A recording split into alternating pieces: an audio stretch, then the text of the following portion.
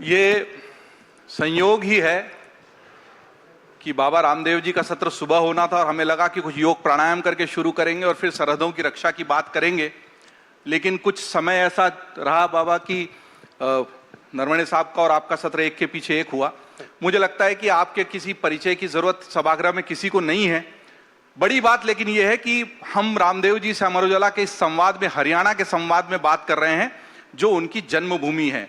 अभी मैं नरवणे साहब से बात कर रहा था कि हमारे यहाँ कहा जाता है कि जन्मी जननी जन्मभूमिश्च स्वर्गादपि गरीयसी, और यहीं के महेंद्रगढ़ के तो अपने हरियाणा की जन्मभूमि पर अमर उजाला के संवाद में आए, इसलिए बाबा रामदेव जी के लिए जोरदार तालियां। और यहीं महेंद्रगढ़ से, इस राष्ट्रीय राजधानी क्षेत्र से निकलकर बाबा रामदेव जी ने न केवल योग की बल्कि आयुर्वेद की पताका को भी पूरी दुनिया में उस तरीके से फहराया कि जैसा कोई सोच नहीं सकता था। मानो कि भारत अपने योग को, अपने योग सूत्र को, और खुद महर्षि पतंजलि अपने योग सूत्र को और उसकी उस परंपरा के ध्वज को ऊपर चढ़ाए रखने के लिए किसी बाबा रामदेव का इंतजार कर रहे थे। उन्होंने जिस खूबसूरती के साथ भारत के इस योग को और आयुर्वेद को विश्व मंच पर प्रतिष्ठित किया है, पहले जोरदार तालियां। प्रणाम प्रणाम। और योग अभी भी होगा। योग तो संयोग तो 24 घंटे ही रहता है, तो 1 मिनट लंबी सांसें ले लिया करो। कुछ लोग कहते हैं जी पोल्यूशन बहुत ज्यादा है, तो मैंने कहा पोल्यूशन है तो क्या दम घुट करके मरोगे? लंबे सांस लोगे तो फेफड़े ताकतवर होंगे। ताकतवर आदमी को सांप, बिच्छू, कोई भी बुरा आदमी, बुरा व्यसन, कोई चीज नहीं लगती है। जिसके फेफड़े कमजोर होते हैं उसका पोल्यूशन भीतर ही जम जाता है। इसलिए आप सुबह उठ करके एक बार तो ये फुंकार होनी चाहिए। कुछ लोग सांस भी भरते हैं तो मरा मरा सा, और थोड़ा सा ज्यादा भर सको तो ऐसे भर लो।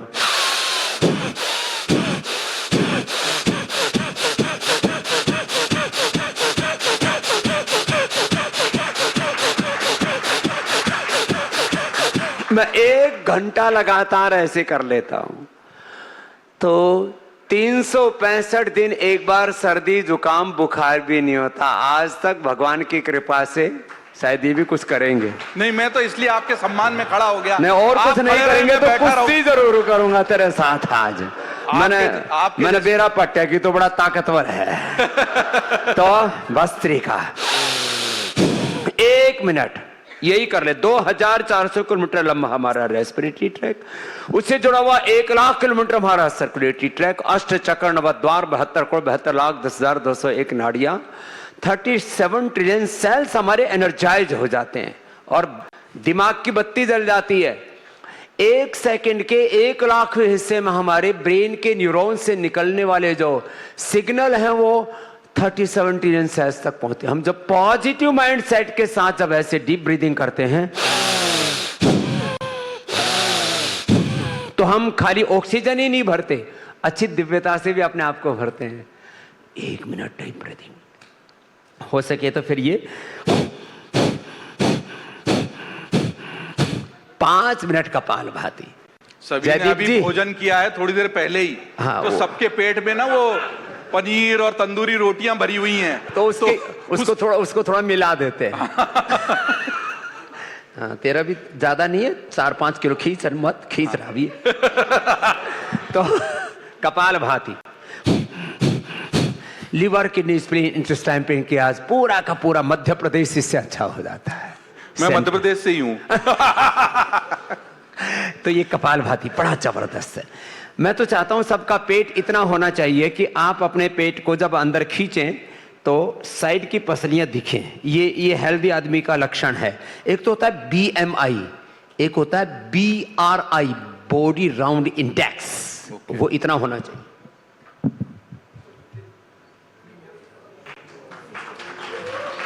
बेटर नॉट टू ट्राई, मैं तो ट्राई भी नहीं करूंगा। और उसको जब घुमाए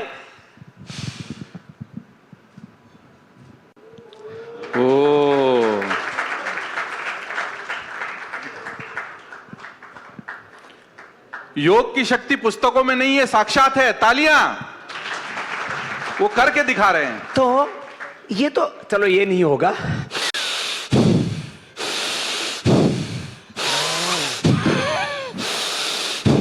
इसको तो चलते चलते भी कर सकते हैं। सुबह आप मॉर्निंग वॉक पर जाते हैं और सीधे के बजाय उल्टे चलना चाहिए। ये तो पहले ही दूर हट गया। ऐसे चलते चलते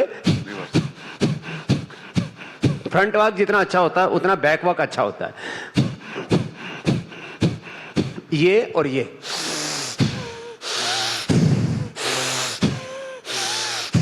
लेफ्ट नोस्ट्रिल से राइट विंड, राइट नोस्ट्रिल से लेफ्ट विंड हमारा एक्टिवेट होता है।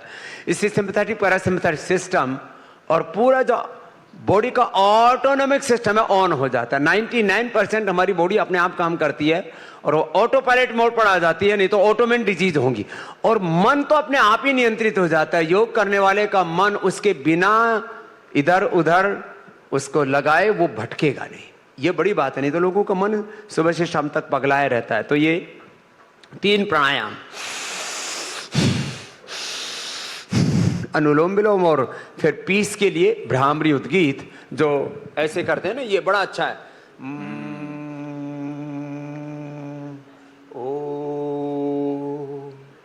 तो मंगलाचरण हमारा योग से हो गया। अब आगे कर्म योग की बात बहुत ही शानदार मंगलाचरण हुआ।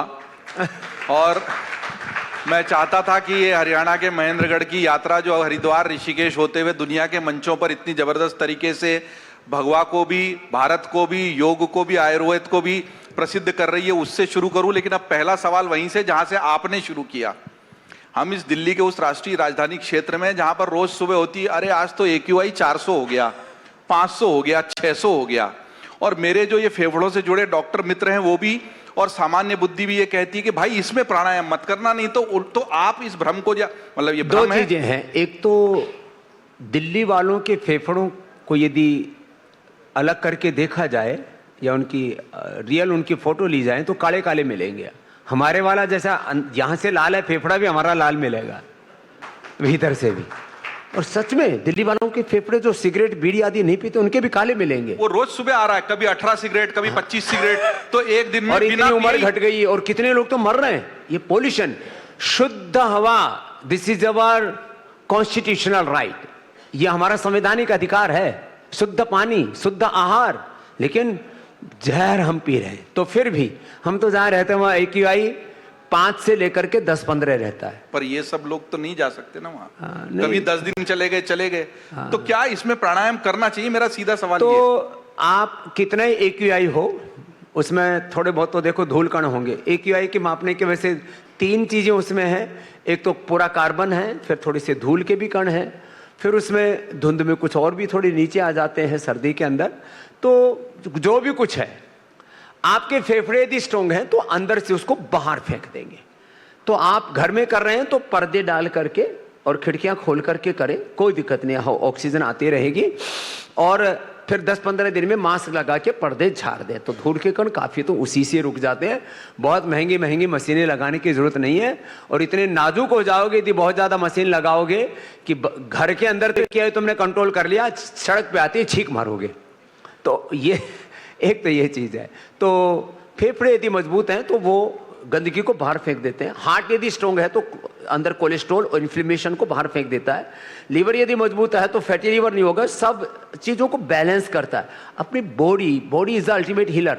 Each and every cell of this body is a fighter. जैसे हमारे रोहन साहब हमारे योद्धा रहे, एक बार पुनः उनका बहुत बहुत अभिनंदन है साहब, आपका भी दर्शन हो गया हमें।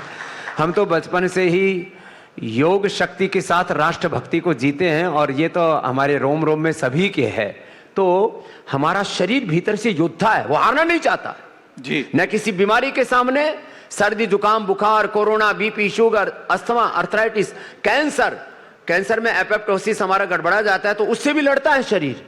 तो हम हर एक चीज से लड़ते हैं। सर्दी आ जाए तो उससे भी लड़ता है शरीर, अंदर से गर्मी पैदा करता है। इसलिए तो हम नेचुरल हीटर ऑन कर रखा है, इसलिए हमें स्वेटर नहीं पहननी पड़ती। हाँ, मैं तो ये राज क्या है? तो ये माने शरीर सर्दी से भी लड़ता है, गर्मी से भी लड़ता है, हर तरह की परिस्थिति से हम लड़ते हैं। तो अपने भीतर की शक्ति को योग से हम जागृत कर सकते हैं। आपने अभी कहा कि कर सकते हैं, लेकिन लोगों ने घर में तो एयर प्यूरिफायर लगाया और बाहर मास्क लगा के मॉर्निंग वॉक हो रही है। तो आप थोड़ा इसमें सभी सरकारों को ध्यान देना चाहिए, लोगों को भी जागरूक होना चाहिए। ये देश हमारा है। देखो, हमें ये सोचना पड़ेगा कि केवल परिवार मेरा नहीं, ये जो मेरा जो चारों तरफ का परिवेश है, ये प्रकृति है, पर्यावरण है, नेचर है, इन्वायरमेंट है, देश की मिट्टी है, पानी है, मुझे इसको गंदा नहीं करना चाहिए। मैं स्नान भी करता हूं तो 1-2 बाल्टी से ज्यादा पानी प्रयोग नहीं करता, क्योंकि ज्यादा पानी प्रयोग करना भी पाप है। मैं हवा को दूषित नहीं करता हूं। मैं कभी भी कोई ऐसे कूड़े में भी आग नहीं लगाता। जिस कूड़े को सड़ाया जा सकता, खाद बनाया जा सकता, उसको सड़ाते, जिसको रिप्रोसेस किया जा सकता रिप्रोसेस करते हैं। तो हमारी ये जिम्मेदारी है।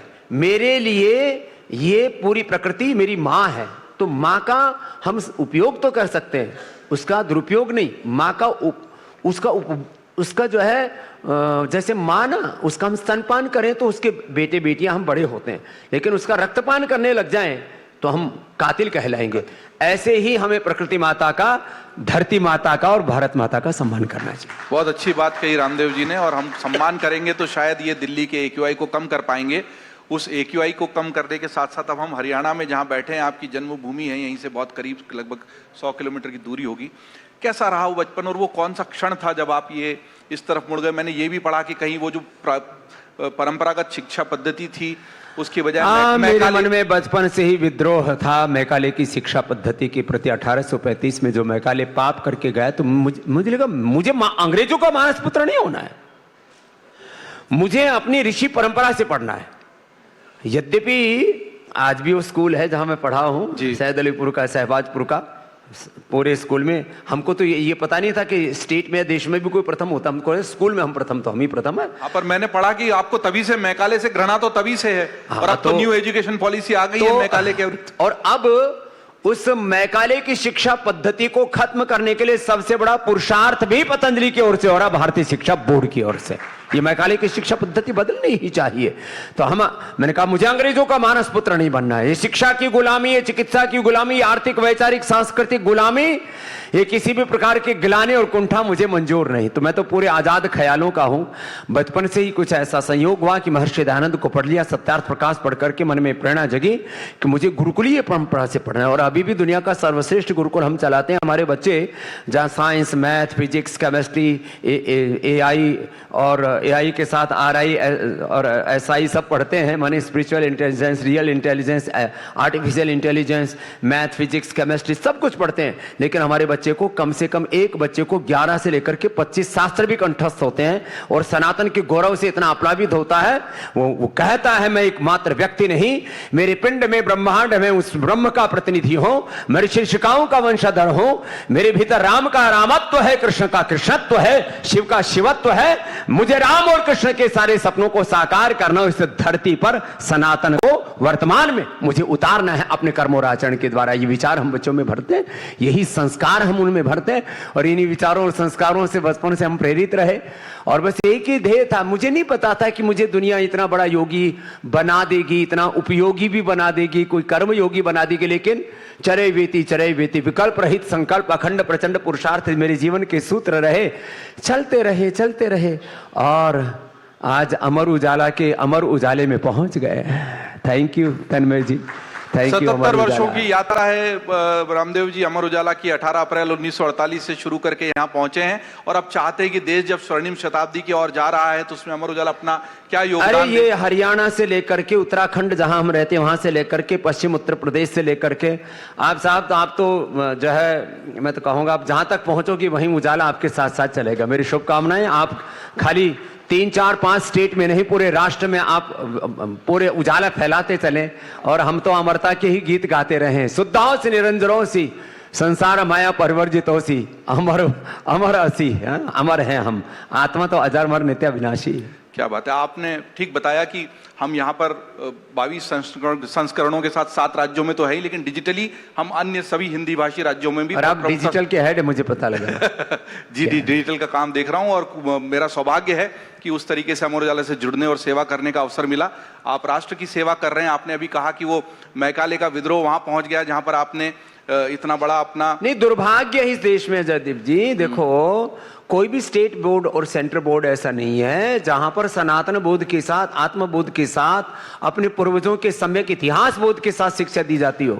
मैं किसी सरकार को कोसता नहीं हूं, लेकिन क्योंकि हम इतने जड़तावादी हो गए हैं, जो चीजें चल रही हैं, अरे बोल चल रहा है चलने दो ना। सारे स्टेट बोर्ड के पाठ्यक्रम उनके कंटेंट बदलने चाहिए। जिन मुगलों ने, आक्रांताओं ने देश को लूटा, उनको हम महिमा मंडित कर रहे हैं अभी भी। जो स्थान जितना होना चाहिए अपने पूर्वजों को, हमें इतिहास में 80% स्थान देना चाहिए। इन लुटेरे अंग्रेजों को और मुगलों को, इनको 10-20% में पढ़ा के निपटा देना चाहिए। इतिहास गलत पढ़ाया जा रहा है बाबा, लेकिन एक इसलिए टोक रहा हूं कि लोग इसको शिक्षा का भगवाकरण कह के आरोप लगाते हैं। नहीं, भगवाकरण तो हम भीतर से सब भगवा ही हैं, थोड़ा सा भी अंदर से डालोगे तो सबके भीतर रक्ति लाल ही है। तो ये सब अब ऐसा है, देखो ये भगवा पगवा अब जो है कोई चलने वाला नहीं है। लोग खूब कोशिश करके देख ली। ये बात तो पक्की है कि भारत एक सनातन परंपरा का देश है, और सनातन कहते किसको है? जो शाश्वत सत्य है, उनको कोई नकार नहीं सकता।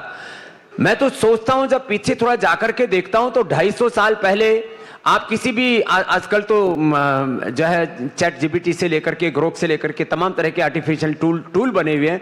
भारत की अर्थव्यवस्था 200 साल पहले इतनी बड़ी थी कि 100 ट्रिलियन तो मात्र 10 बड़े परिवार, व्यक्ति या कंपनियां लूट करके गए, केवल 10।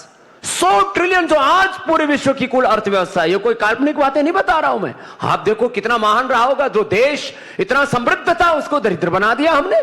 अब कहते हैं जी रुपए की कीमत जो है, अब पहले 90 बोला, अब तो सबसे निचले स्तर पर, इकान पर आ गया।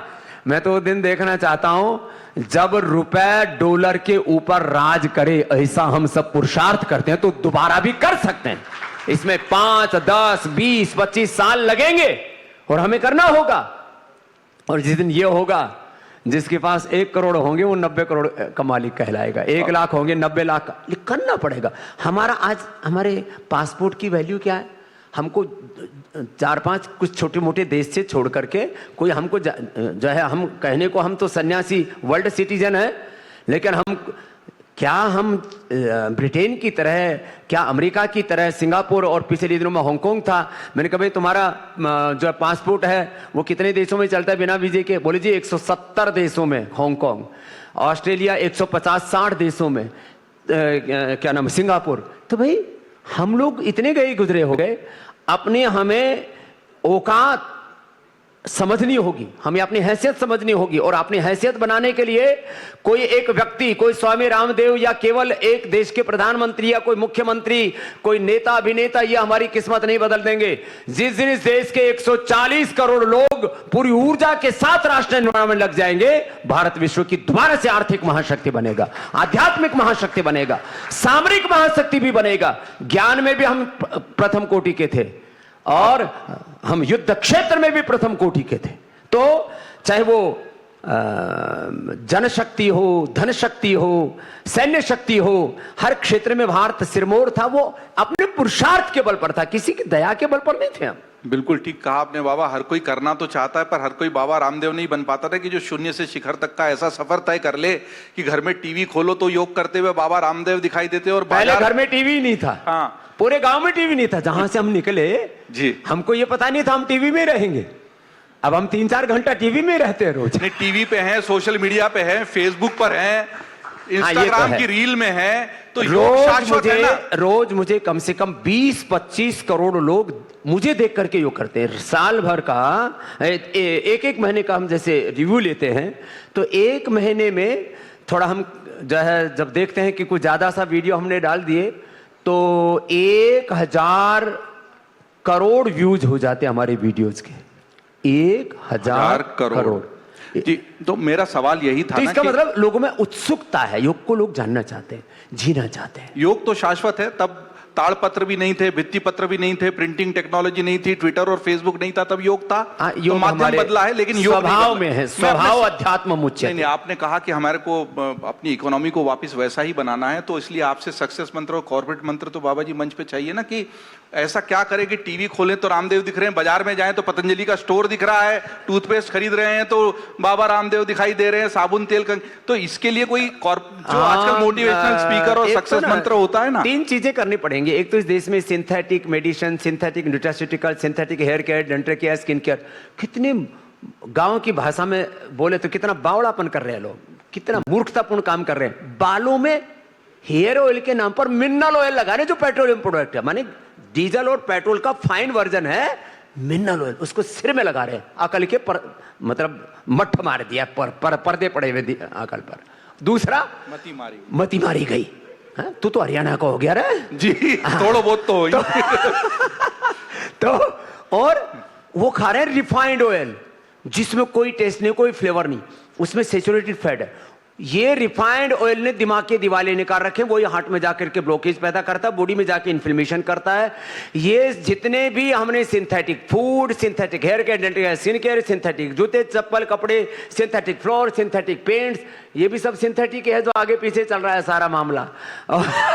चारों तरफ चकाचौंध दिख रहा है, लेकिन इस सिंथेटिक दुनिया में आपको स्ट्रांग रहना है तो स्वामी रामदेव की तरह योग करना पड़ेगा। आज भी 25 साल का कोई छोरा और छोरी मेरे साथ दौड़ कर सके और कुश्ती खेल सका है, कोई ना खेल तो ये ताकत योग से आती है आपको। मैं सुबह दौड़ लगाता हूं करीब 15 मिनट में 5 किलोमीटर। 15 मिनट में 5 किलोमीटर। हाँ, बहुत जबरदस्त पेस है आपका।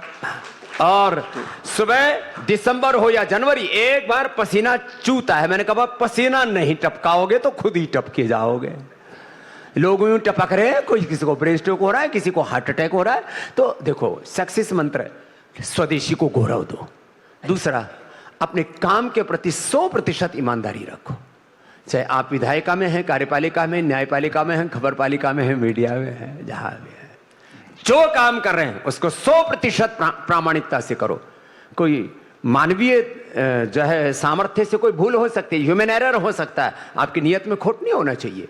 और जो काम एक बार शुरू किया, लाख आलोचनाएं हो, कभी भी आपको पीछे मुड़ करके नहीं देखना चाहिए।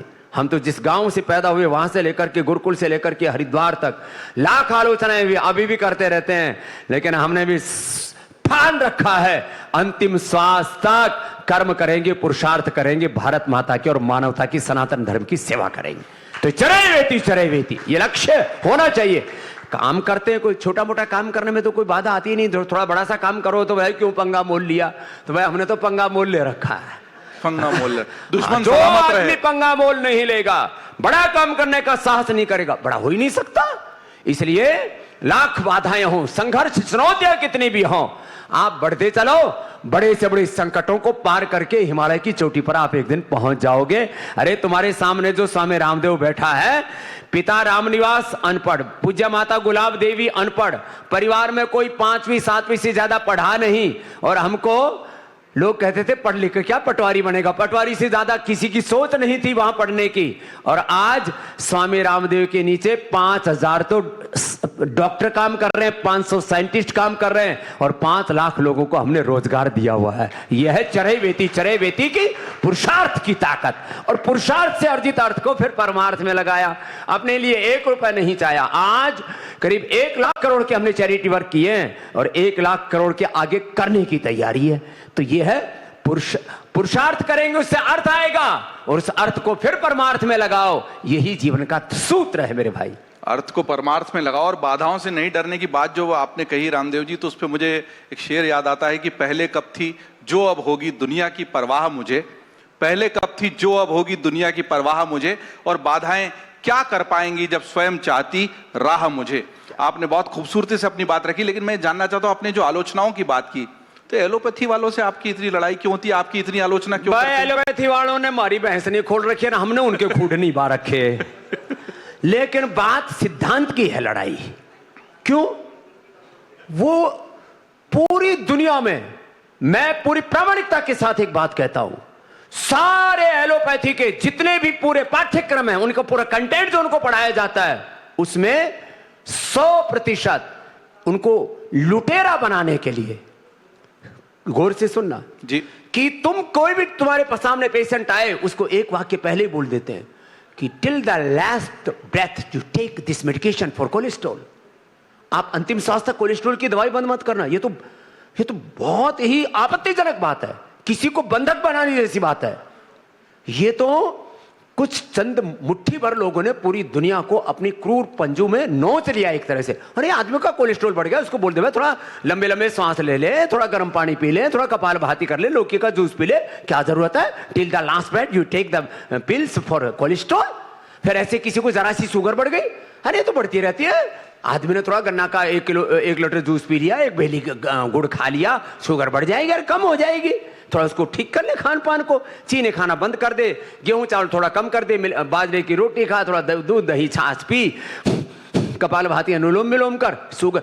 मैंने एक नहीं सैकड़ों लोगों को, हजारों लोगों को टाइप 1 डायबिटीज से मुक्ति किया। तो ये कहना कि बीपी ठीक नहीं होता, शुगर ठीक नहीं होता, थायराइड ठीक नहीं होता, कोलेस्ट्रॉल ठीक नहीं होता, अर्थराइटिस अस्थमा ठीक नहीं होता, अरे हमने तो कैंसर का भी शीर्षासन करा दिया है, ये मेडिकल साइंस वाले झूठ बोल रहे हैं। ये सच सामने आना चाहिए कि आप प्रत्येक बीमारी को परास्त कर सकते हो, आपके भीतर यह अपरिमित सामर्थ्य है। ये आयुर्वेद और एलोपैथी आप जिस जोश जज्बे से, मैं जोश जज्बे के सामने, मेरा सवाल सुन लीजिए। I have evidences, data and I have confidence. ये बेस है ना पूरा डेटा का और रिसर्च का। पहले तो लोग कह सकते थे बाबा के पास रिसर्च सेंटर नहीं है। पूरी दुनिया में सबसे बड़ा योग आयुर्वेद का रिसर्च सेंटर जो भारत सरकार के पास भी नहीं है, वो बाबा के पास है। बहुत बढ़िया, मैं उसी पर आ रहा था। ये आयुर्वेद और एलोपैथ की लड़ाई नई नहीं है, पुरानी है, और आप लड़ाई नहीं है भैया, हमारी लड़ाई कुछ नहीं है। ये बात उपचार और उपकार के बीच की है जी। हमने उपचार और उपकार की भावना से किया, और व्यापार इसमें कहीं आता ही नहीं है। लड़ाई किस बात की? मैं तो कहता हूं कोई भी दुनिया का डॉक्टर मेरे पास आ जाए, उसको BP, sugar, thyroid, asthma, arthritis, liver, kidney problem से, कैंसर से मैं मुक्त कर दूंगा। लो, गांव की भाषा में बोल, मैं इधर वो आपसे इलाज कराएगा, उधर पर्चे तो लिखेगा उसकी कमाई के लिए। नहीं, मेरा सवाल ये था कि हम लोग शायद डॉक्यूमेंटेशन में प्रमाण, जो लैंसेट में छपता है ना, उसको वो मान लेते हैं। अरे भाई 500 से ज्यादा रिसर्च पेपर छाप दिए और क्या तेरे माथे पे छापूं? मैं तो सुनवाना चाहता हूं जो इस वीडियो को देख रहे हैं। वो भी मैं भी ऐसे मजाक में बोल रहा हूं। मैं ये जानना चाहता हूं फिर कमी कहां है, क्या हम एविडेंस नहीं दे पा रहे, प्रामाणिकता नहीं। देखो, कमी ये रही कि जो योग आयुर्वेद के जो प्रतिनिधि थे जी, यहाँ पर भी जो बड़ी बड़ी कंपनियां थी, अब मैं किसी का नाम नहीं बोलूंगा, उन्होंने पैसे तो खूब कमाए जी, लेकिन उन्होंने रिसर्च नहीं किया। ये काम तो डाबर को कर लेना चाहिए था, ये काम तो झंडू वैद्यनाथ को करना चाहिए था। स्वामी रामदेव ने क्यों किया? क्योंकि स्वामी रामदेव ऋषियों का वंशधर है, और मैं अपना उत्तरदायित्व समझता हूं कि मैं अपने ऋषि ऋषिकाओं का सिर झुकने नहीं दूंगा, अपनी विरासत को आगे बढ़ाऊंगा। ये संकल्प होना चाहिए। कोई भी चीज सनातन नीचे गया तो किसी गर्व से को हम सनातनी है, अरे तेरा आचरण सनातन का है। गर्व से कहो ब्राह्मण श्रेष्ठ हैं, गर्व से कहो हम क्षत्रिय हैं, सूर्यवंशी, चंद्रवंशी हैं। अरे सांझ ने तू दारू पी ले और यूं कह हम ऋषि पुत्र है, शीशी पुत्र हो रखा है तू। तो जो अपने आप को कहते हैं गर्व से को हम सनातनी हैं, गर्व से को हम हिंदू हैं, अरे हिंदुत्व वाले तो काम करता है। हिंदुत्व गर्व से, शब्द से नहीं आता, आचरण से आता है। यो एवं वेद स एवं भवति आचारहीनम न पुनन्ति वेदा। तो हमारा आचरण गिर गया, इसलिए सनातन नीचे गया। नहीं तो अपने ही देश के में ये 20 करोड़ मुसलमान कहीं ईरान, इराक से सऊदी अरबिया से आए, इसमें 99% अपने ही स्वजन हैं। उनको दबाव में, अभाव में, प्रभाव में, तलवार से, विचार से, चमत्कार से, किसी भी तरह से उनको तो बनाया गया ना मुसलमान।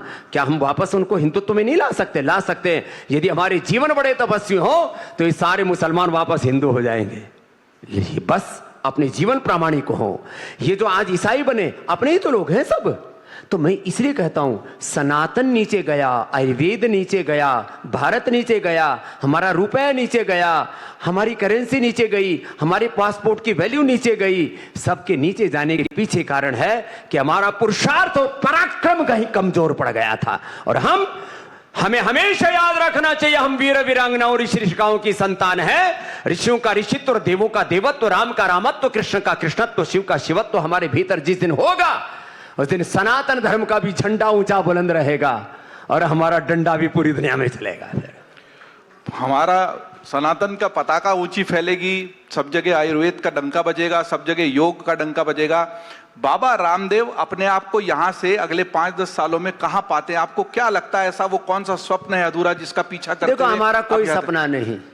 मैं दिन 4 रहूं ना रहूं, तेरा वैभव अमर रहे। हम तो भारत माता के सपने के लिए जीते हैं। ना भाई ब्याह करवाया, ना कोई छोरा, ना कोई छोरी। किस बात का सपना? ऐसे एक लोग ही तो सपना राज कर रहे हैं। है, मेरा भारत महान। हमने जो छोटे बालक थे ना, तो पहली लाइन यू ही लिखी थी, मेरा भारत महान। हम छोटे बच्चे थे, तब मैं 4-5 साल का बच्चा था ना, क्लास में से, ए रामकिशन इधर आ, बचपन का नाम रामकिशन। रामकिशन जी। हाँ बोले, चल प्रार्थना करवा। मैं वह पुरुष बनूं भगवान, बढ़े भारत की जिससे शान, राम भरत सा मेरा मन हो, अर्जुन भीम सा मेरा तन हो, पटेल सा स्वाभिमान, बढ़े भारत की जिससे शान। क्या बात है। तो हम तो भारत माता की आन बान और शान के लिए जीना चाहते हैं, बाकी अपना योग और कर्मयोग किए जा रहे हैं। कर्मण्येवाधिकारस्ते मा फलेषु कदाचन, चाहे फूल मिले पत्थर मिले, अपनी राह पर चरे वेती आगे बढ़ते चलो। जब कार्यक्रम की रूपरेखा बन रही थी तो मैंने कहा था कि बाबा रामदेव जी को किसी मॉडरेशन की आवश्यकता नहीं होती, बाबा रामदेव जी खुद ही इतनी, लेकिन मॉडरेशन इसलिए भी जरूरी होता है कि रामदेव जी की फ्लाइट है और उनको फ्लाइट पकड़नी है और उनकी फ्लाइट पर वो समय से पहुंच जाए, इसलिए किसी को यहाँ पर सूत्रधार के रूप में बैठना पड़ता है। लेकिन योग के आप अच्छे सूत्रधार हो, आपका बहुत आभार। आप और अमर उजाला के लिए भी मेरी बहुत शुभकामनाएं। इस पूरे ये एक अमर उजाला ने ना ये आंदोलन की तरह एक अखबार शुरू किया था, और आंदोलन से, इस आंदोलन के वक्त ही इसका जन्म हुआ है। मुझे इसकी पूरी हिस्ट्री भी पता है, और इस बात के लिए मुझे फक्र है कि अमर उजाला ने केवल और केवल मीडिया को एक आंदोलन की तरह लेकर के चले हैं। इनके लिए मीडिया कोई एक कॉर्पोरेट हाउस नहीं है। एक बार जोरदार अभिनंदन इस सोच के लिए कि एक सिंगल पॉइंट टारगेट है कि हम मीडिया हैं तो मीडिया बनकर के एक सच लोकतंत्र के प्रहरी बनकर के, हाँ, कि जो आजकल दुनिया में भाई साहब किसी को जरा सी भी खोट बता देना तो यूं लगे जैसे उसकी आंख में धूल, मतलब कोई मिर्च झोंक दी जी। तो आज के इस कभी भी समय ऐसे ही रहा है कि निर्भीकता के साथ पत्रकारिता करना और अंधेरों में अमर उजाला का दीप जलाए रखना, उसके लिए जोरदार अभिनंदन अमर उजाला के लिए, इस पुरुषार्थ के लिए। और केवल ये मैं प्रोमोटर साइड के लिए नहीं बोल रहा हूँ, तन्मय जी के लिए नहीं कह रहा हूँ, मैं तो पूरे अमर उजाला परिवार के लिए कह रहा हूँ। और मेरा संबंध, मैंने पहला अखबार कोई जिंदगी में पढ़ा था गुरुकुल में, गाँव में तो अखबार आता ही नहीं था, गुरुकुल में हम पढ़ते नहीं थे। हरिद्वार में पहला अखबार अमर उजाला ही पढ़ा था, और आज तो मैंने कई साल के बाद अमर उजाला वो एयरपोर्ट पर मिल गया तो अपने साथ ही लिया है, बल मैं अमर उजाला में जा रहे भाई आज तो पढ़ के चले। तो जोरदार अभिनंदन आपका। देखिए पहला अमर उजाला अखबार हमने पढ़ा और उसमें भी पहली हेडलाइन हमारी बनी, तब से हम आगे बढ़े। थैंक यू, अमर उजाला ने हमारा बहुत सहयोग किया। अरशद वारसी जी भी आ गए हैं। अमर उजाला अपने मूल्यों पर अडिग है, 77 वर्षों की यात्रा है जो अनवरत जारी है। अरशद वारसी जी, आपका भी इस सभागार में स्वागत है। अभिनंदन। बहुत जबरदस्त अभिनेता है, आपके भी बहुत फैंस हैं, बाबा रामदेव जी की भी बहुत फैंस हैं। इनकी फ्लाइट है, इनको जाना है, लेकिन इनकी जो ऊर्जावान पूरा सत्र रहा उसकी शुरुआत प्राणायाम से हुई थी। तो रामदेव जी, बिना किसी योग साधना के तो इस मंच को आप ऐसे विराम नहीं दे पाएंगे, इस बातचीत को। कोई ऐसी योग साधना, योग साधना में फिर तेरे को साथ साथ करना पड़ेगा, मेरे को तो क्षमा ही करें। आजा आजा, हाँ कर, थोड़ा जूता जूता उतार। तो देखो प्राणायाम तो पहले बता दिया था, अब 2-4 आसन भी कर लिया करो। लोग आसन पर ध्यान कम लगाते, रासन पर ज्यादा। इधर आ, ऐसे पहले मैंने, जब मैं 5-7 साल का बच्चा था तब से मैं कर रहा हूं, ये ऐसे ऐसे कर लिया करें, ऐसे ऐसे शीर्षासन कराओगे तभी तो एमएनसीज को शीर्षासन करा पाए। ऐसे पूरा एक तो ये किया करो। एक ये एंटी ग्रेविटी एक्सरसाइज करने से 25% उम्र बढ़ जाती है, जयदीप बूढ़ा नहीं होगा। ये एक, हाँ दीवार के सारे, एक तो ये कर लेना। दूसरा जो है सूर्य नमस्कार 1 मिनट में मैं 10 बार करता हूँ, पहले धीरे धीरे कर रहा हूँ। 1 मिनट में कितनी बार? 10 करो। 2 3 4 5 6 7 8 9 10 11 12 1 2 3 4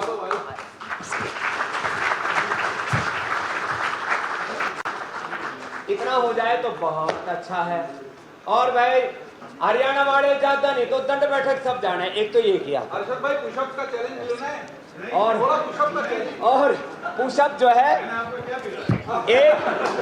एक मिनट में 60 पुशअप, इसको कहते हैं हनुमान दंड। इधर है ना, खड़ा खड़ा अभी भी प्रवचन दे रहा है, ये हमारा पेटेंट है प्रवचन पे। इधर हाँ चल, 1 पैर आगे ला, हाँ यूं नीचे, 2 3 1 2 3 1 2 3 4 5 6 7 8 9 10 11 ऐसे हम तो लगे रहेंगे, हमारा तो रोज का काम है। ये ऐसे ऐसे जो है साक्षात है, कोई रील नहीं है। एक मिनट में 60 बार तो ये होता है। और फिर ये होता है, देखो ये, इसको कहते हैं चक्रदंड। ये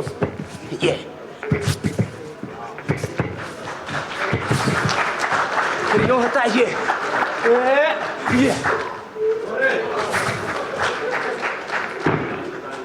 कुछ तो कर। और ये हरियाणा में सपाटा तक बड़ी फेमस है। ये तभी तो ऐसे हो जाए ना। इधर कोई चैलेंज लेना चाहेगा भाई?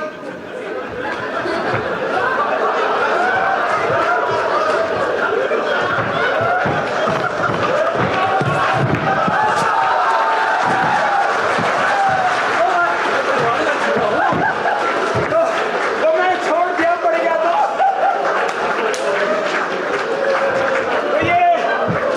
ये थोड़ी हंसी मजाक थी, इसको सीरियसली मत लेना। अब तो कुश्ती का जोरदार ताली बजावे जयदीप के लिए भी। इसको पता नहीं था, लेकिन अरे भाई मान गए, जोरदार ताली बजा दो। ये तो ना ताकत है, मान गए। जोरदार अभिनंदन है जयदीप जी का भी, थैंक यू। अगर आप ये वीडियो YouTube पर देख रहे हैं तो हमारे चैनल को सब्सक्राइब कर बेल आइकन दबाएं, और Facebook पर देख रहे हैं तो हमारे पेज को लाइक करें।